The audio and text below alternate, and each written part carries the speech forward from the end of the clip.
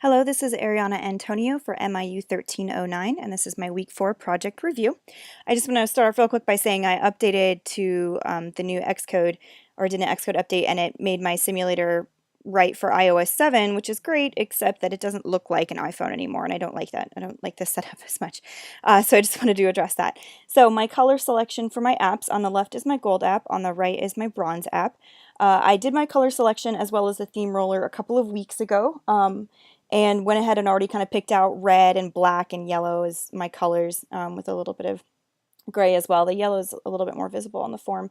And so then I created multiple themes, and one of the kind of rejected themes is over here on the right, just to kind of show that, too much color, too much brightness, can really hurt the eye and just end up looking way unattractive, and that you definitely need different colors for your footer and everything else. Otherwise, it all kind of blends in and is less clear.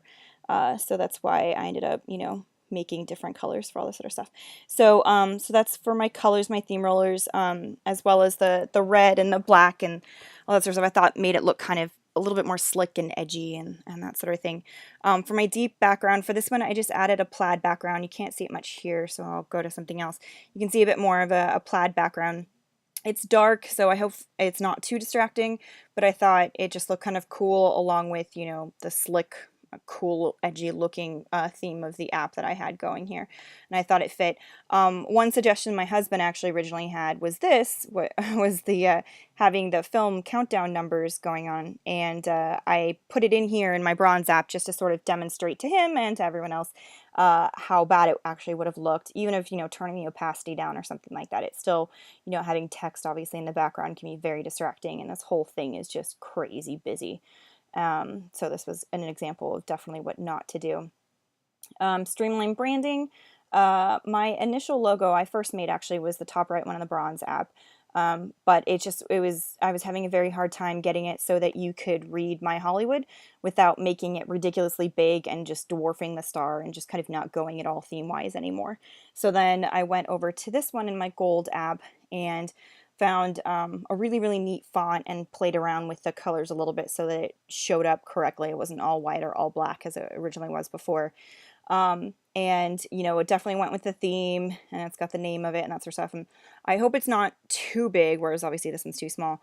Because if I made it any smaller, then the letters kind of scrunched together and were harder to read. So hopefully that looks okay. I like it, but, I'm also not an expert in design.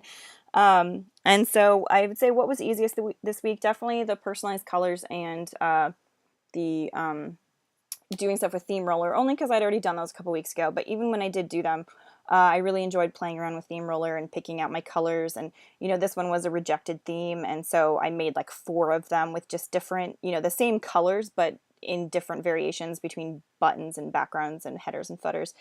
And so it was really fun to play around with that, and very easy to implement once I picked what I liked. I would say what was hardest was getting these backgrounds to show up, because the CSS, the jQuery was overriding my CSS, and I was looking and researching and finding all these different ways to write it, and it wasn't working. And finally, someone on Facebook with Full Sail helped point out to me that my CSS call in my index was above my jQuery call, so therefore the jQuery was overriding the CSS. So then I switched them and put my CSS call tag and script below it, and then everything worked just fine.